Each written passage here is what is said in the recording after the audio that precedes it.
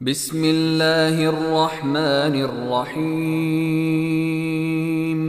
يا أيها المزمل قم الليل إلا قليلا نصفه أو انقص منه قليلا أو زد عليه ورتل القرآن ترتيلا إنا سنلقي عليك قولا ثقيلا إن ناشئة الليل هي أشد وطئا وأقوم قيلا إن لك في النهار سبحا طويلا واذكر اسم ربك وتبتل إليه تبتيلا رب المشرق والمغرب لا إله إلا هو فاتخذه وكيلا.